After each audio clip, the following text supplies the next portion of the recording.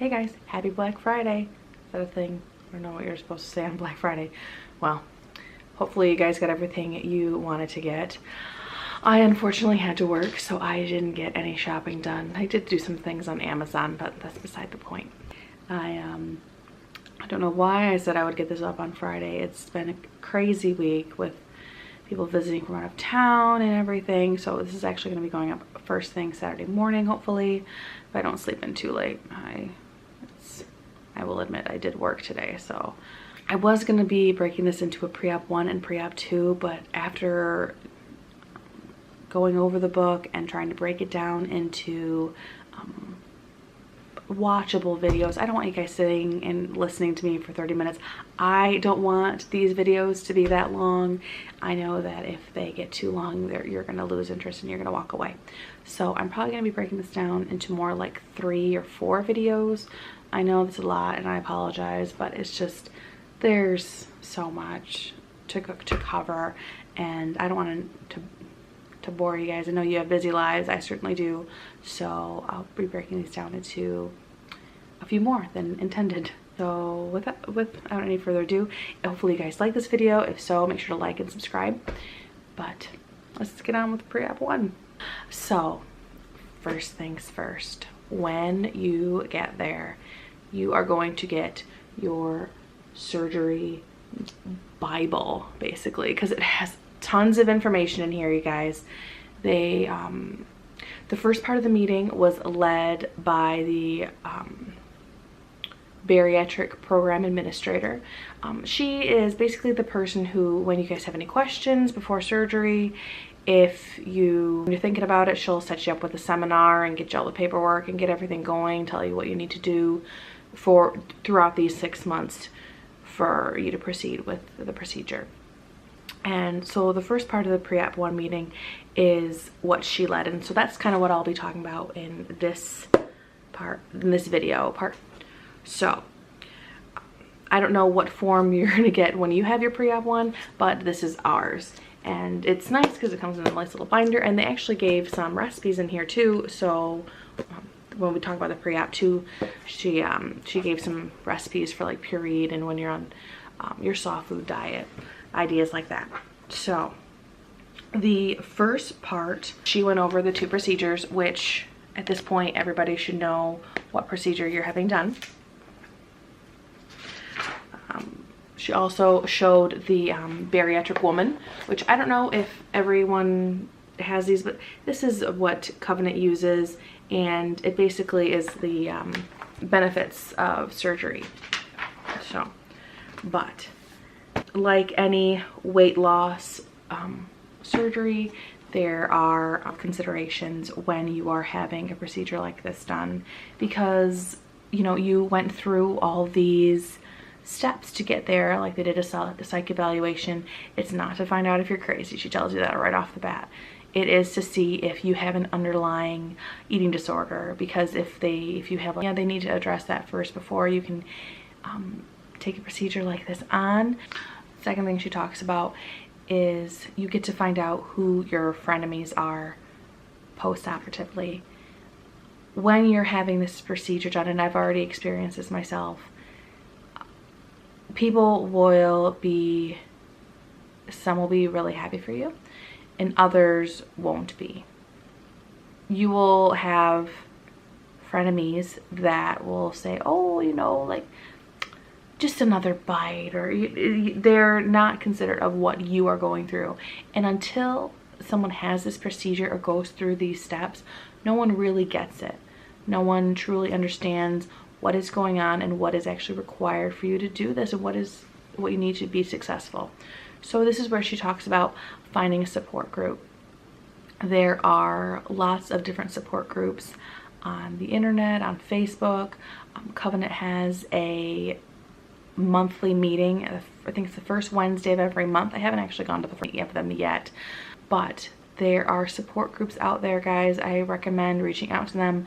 I'm actually already in one of them, one of the surgery groups for Covenant. I'm actually already in one of those, and I'm probably going to be looking into, I know they have separate support groups on like Facebook, some some designated more towards sleeve patients, some towards like Roux-en-Y, other towards like lap band, just so you can find your niche too. Those are going to have things more designated for those types of surgeries. There's also one surgeon on Facebook that I'm actually following right now, Dr. Vuong, the support surgeon. He is brilliant, you guys. If you haven't found him on Facebook, look him up. He is great. I'll try to remember to link him in the description below. So another thing they evaluated you on when you started this journey was you had to go see a physical therapist to get evaluated for exercise, because this is what they expect post-op, guys. You will need to exercise. This is not a new thing, and we are not those people that are blessed with a fabulous metabolism, so we are going to have to exercise post-operatively. So this is where they talk about what the benefits are of exercise and what we should be doing post-operatively. And post-op, immediately walking. I mean, the first day you have surgery, they're already getting you up and walking you. So it is vital. She was saying at the meeting that she will check on patients and she can tell the ones that have been walking and the ones that have not. She says that the ones that have started walking post-operatively, they're already feeling a lot better, and they're in the hospital still. So I'm going to be telling my mother, get me up and get me walking right off the bat. So that's going to be something that I do. They talk about the different kinds of exercise, aerobic, strength training, what each will do, the benefits of each, because right now we probably don't have a lot of muscle, and muscle is going to help burn fat down the road, but it's going to be a little difficult right off the bat because we are going to be on a weight restriction. And I think they said but it is a few weeks post-operatively before doctor takes the weight restrictions off, and we can actually do what we need to do strength training wise in the gym or wherever it is you choose to work out. They talk about going back to that exercise log that the physical therapist gave you. They want, they're not saying that you need to exert yourself a lot, especially post-operatively. We're not going to be able to eat that many calories, and if you're exercising, you're going to be having, input versus output, and if you can't eat enough, you really shouldn't be exercising too much post-operatively, because you're not going to be consuming enough, and that's not going to be beneficial to you either. So also keep that in mind when you do start exercising, that yes, we want to be healthy, yes, we want to start exercising, but make sure to increase your exertion level and what you are actually doing so that you can still be healthy while you do it, because you don't want to starve yourself on this, because you're not going to be eating as much as you are currently anyways. She talked about the medications that you are going to need for surgery. So at the Preop 1 meeting, they give you the scripts for our Dr. Ringley gave us scopolamine, Zofran, and Hyset. Scopolamine is a patch that you place on the skin right behind your ear. You put that on the day before surgery, and that is going to help with nausea, because they're going to be messing with your stomach. No matter if you're getting the lap band, you're getting the Roux-en-Y, you're getting the sleeve, whatever, you're messing with your stomach. Those stomach gases are going to be messed up, and what is that going to cause? It's going to cause you to feel nauseous. So they put that on 24 hours before surgery just to kind of help and keep that nausea under control, so you're not so miserable when you get out of surgery. The other thing they give you is Zofran. Zofran is for nausea, so makes sense. And lastly, they give you Hyset, and that is it is a liquid form of a painkiller, because you're not going to be able to take your regular pain meds in pill form post-operatively. And this takes us further into the conversation of our meds. If you are on certain medications, you are not going to be able to take them post-operatively in a pill form unless they are like a dissolvable or they're a capsule that you can break open. Also though, if they are a capsule, guys, and you can break them open, make sure they are not like an extended release kind. There's some pills that you cannot just break open because they're like a slow burn in your body. So breaking them open could be a bad thing. When you break those pills open, they talk about ways you can take them. They recommended like in your applesauce or something like that. They said don't do it, and they found people that tried to put it in their protein drink in the morning. They're like, oh well, 2 birds 1 stone, you know, I'll just dump it in there because I had to drink it anyway. And it's so god awful. They are suffering the whole way through. So if you just mix it in with a little bit of applesauce and just toss it back as quick as you can, that's going to be the best route. Something quick where you're not messing up your whole meal. Medications that they talk about for you to have post-operatively is Prilosec. It is a release over time medication. They said that if you can't find the Prilosec, the generic version is Amazaprol. And the purpose of this medication is to, again, help with nausea. It's supposed to cut that stomach acid and help with reflux or anything like that for when you are, once you are at home. You're also going to want to get that milk of magnesia. Milk of magnesia is a great is a great laxative because it actually keeps the liquid in your body, whereas some of the laxatives out there actually take water to help flush your colon. This is for the ladies out there, myself included. No children for about a year after surgery is what they really try to stress, because your body is undergoing so many changes. You're not going to be able to eat as much. Your hormones are going to be out of whack for a while. Everything's going to be different, and they don't want to put your body under that amount of stress and then expect you to try and keep the amount of calories up to grow a tiny human. So they really stress, they prefer 2 years, but they're saying at least a year post-op. So if you are considering having the surgery but you want to get pregnant, you got to figure out which one you need to do first. So it's, you know, it's up to you guys, and no one's going to judge you, but you need to also have that in the back of your mind too if you are thinking about starting a family or extending your family. They also talk about drugs that are, well, over-the-counter drugs aren't going to be able to be used post-operatively anymore, and that is the NSAIDs. And it's basically the non-steroidal anti-inflammatory medication. That is a mouthful, and I don't know why I get tongue twisted every time I say it. So these are, they will say on all your, like all the drugs, but they're basically like your Advil, your Aleve, your Mobic, Motrin, ibuprofen, Excedrin, anything like that. They prefer you not to have those anymore after surgery because they can cause ulcers. The program administrator was telling us that there was a girl who had the procedure, and I think it was a few weeks later she went and had a carpal tunnel surgery done, and the surgeon gave her a script but it wasn't really working, so she went home, and I think they said she was taking like a leave, and she started having like this awful stomach pain, and she went to the ER, ended up back in the hospital for a few days because she had developed a stomach ulcer on that stomach lining due to the NSAIDs, and so they don't want to take those anymore. So Tylenol for us. So then she goes on to talk about, you know, smoking and drinking.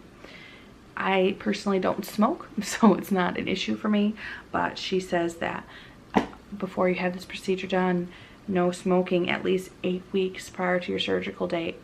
It can cause a lot of issues such as blood clots, and can actually increase the production of your stomach acid, and you know, and there's more ulcers, and it reduces your blood flow. I mean, it's altogether not really good for you, but if you're gonna have the surgery, make sure you are prepared, and 8 weeks out you stop smoking, because you don't want to have any more complications added on to, you know, a big surgery. So then she also talked about alcohol, and I don't know about you, but I prefer a glass of wine every once in a while.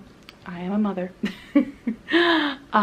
So with this procedure, obviously alcohol is empty calories, guys, and you know, drinking too much in excess is just not any good for us anyways.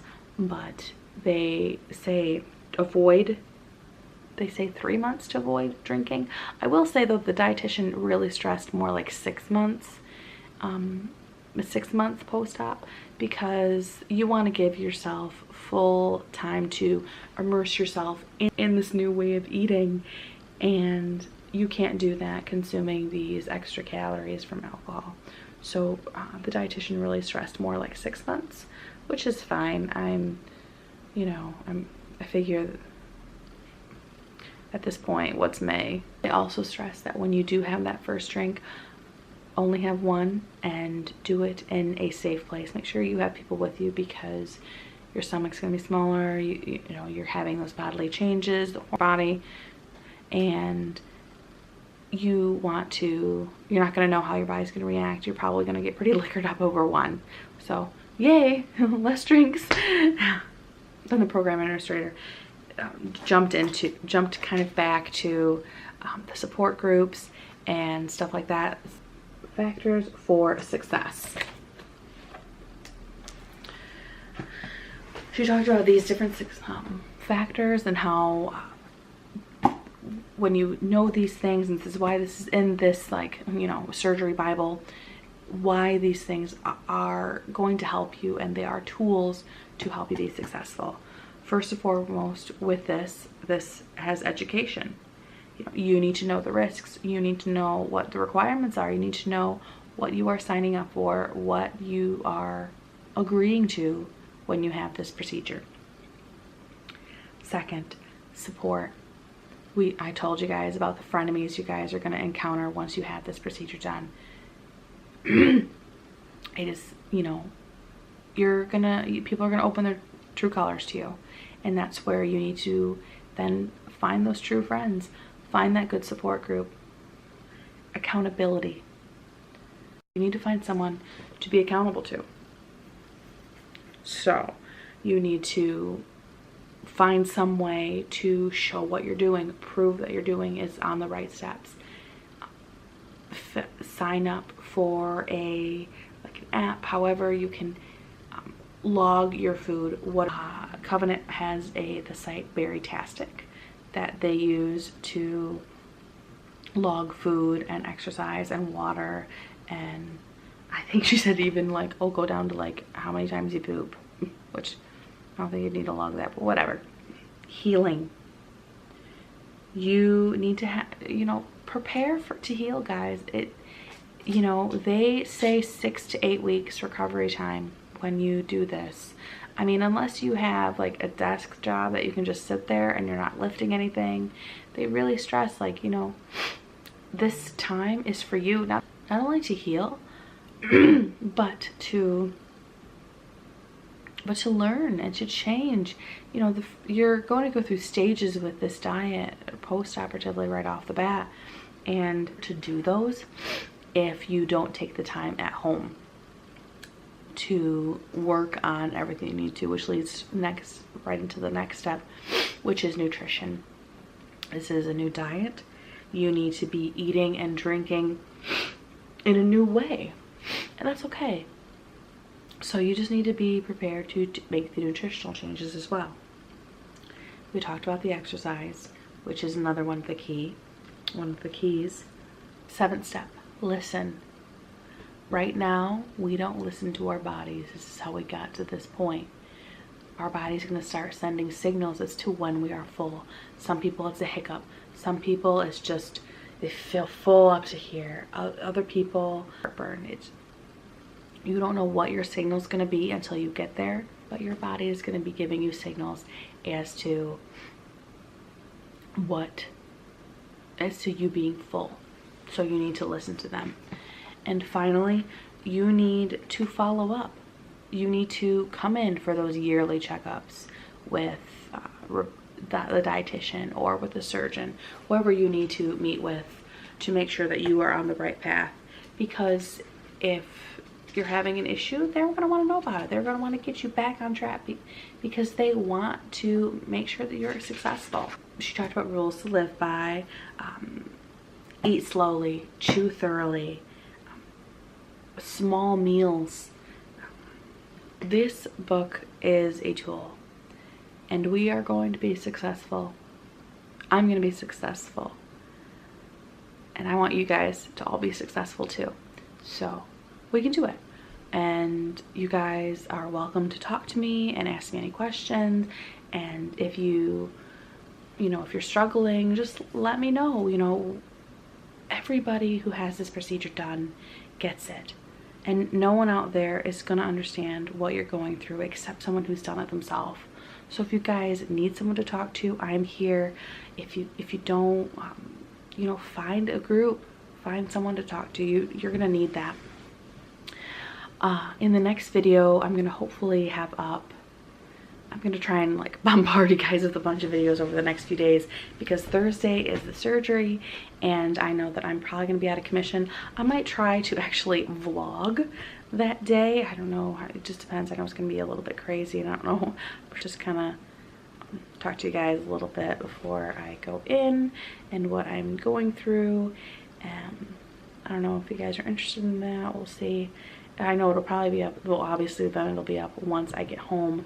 They're saying that I'm actually first case on Thursday and you stay 2 nights, and I should be home by Saturday next week. Holy crap, it's actually happening. I'm super excited. It's just been a whirlwind. So I will see you guys next time. Hopefully within the next few days here. I'm going to try, like I said, to just bombard you guys and hopefully not annoy you too much. Yeah. So, guys, have a good weekend. Enjoy the rest of your holiday. I go back to work on Tuesday. I work Tuesday, Wednesday, and surgery Thursday. So, yeah. Woo, crazy. So, have a good weekend. You guys are great. Bye.